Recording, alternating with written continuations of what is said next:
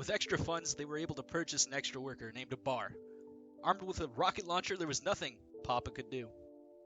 Well, that's what the minds of Domino's had thought.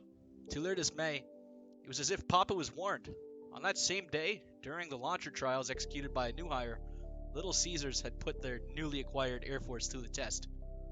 Information that was found out the hard way, although it's unclear how much was lost that day. As a company never wants to talk about their losses, we can only assume it was in the hundreds, if not thousands, of pounds of cheese. The arms race grew much warmer, and after that day, not only did Domino's Ethiopia go on the defensive, picking up a 50 caliber anti-aircraft cannon which they mounted to one of their hottest delivery trucks, but they prepared for an attack as well. Of course, after attacks coming through from the Little Caesars Empire, our heroes at Domino's invested in their own Air Force. Records have it that this beautiful plane was purchased from their allies at Pizza Hut for a total of 693,330 Ethiopian birrs. With war, it's easy to lose track of what you're fighting for. Yes, market share is important, but the people waiting for this pizza, the ones who crave that slice after a long day of work, they're the reasons Domino's fights so hard. On this day, through multiple losses, there was a bright light. Bentalumo Shapiro, better known as Ben Shapiro, came to tour the Domino's Ethiopian Empire.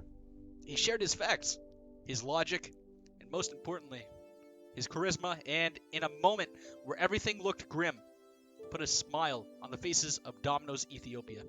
Because of Ben, Abar knew what he had to do. And what he had to do was stand up, go above and beyond, and fry some pepperoni ass. On the other side of the compound, the group was studying new ways to wage war. It was on December 14th that the first documented use of psychic pizza abilities was performed. Mashir had begun to master the manipulation of pizza after reports of him unlocking the unused 10% of his brain power. How was he able to do this? Some may say that he watched Lucy with Morgan Freeman on repeat until something changed. Others claim it was the Joe Rogan podcast. All that was clear is that the tides were about to turn in favor of the pizza empire.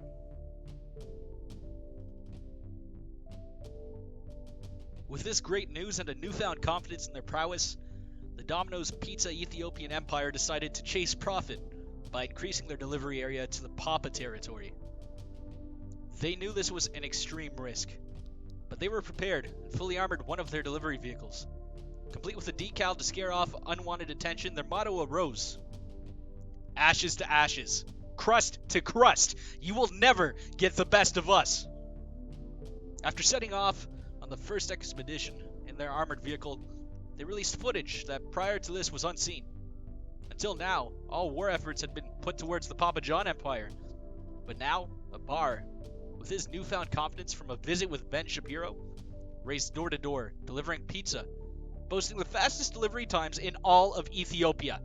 What's more, we learned about a special that allows us to get more info on the times.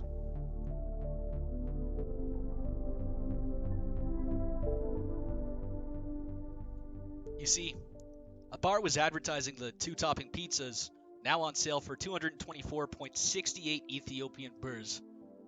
Earlier, we found out that an Air Force was purchased for a total of 693,330 birrs.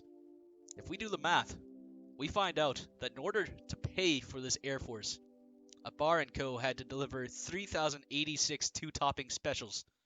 A tall order, but for Abar, it was just another day on the job.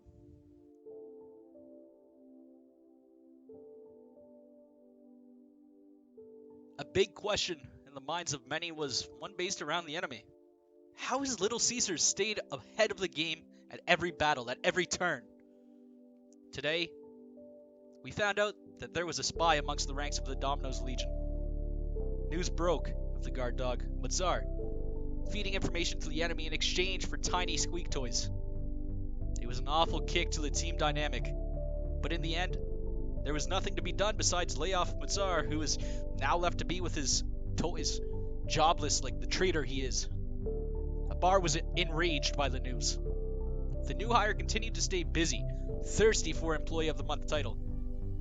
He showed the full havoc of which the Domino's empire is capable of. A bar had taken out a Papa John's base using one of their newly acquired Tomahawk missiles.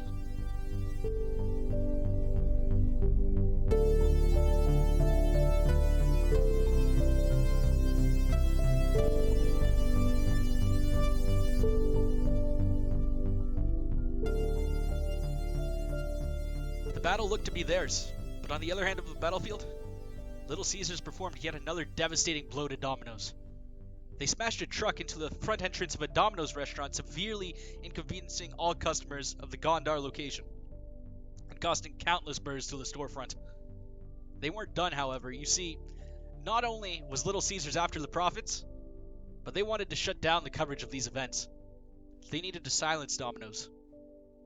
December 14th ended with the Domino's Pizza Ethiopia Twitter account being locked, a blatant attack from Little Caesars. Domino's had their best technicians on the case, but the coverage would not continue until the next day. The battle grew bigger, and the dishes were deeper than ever before.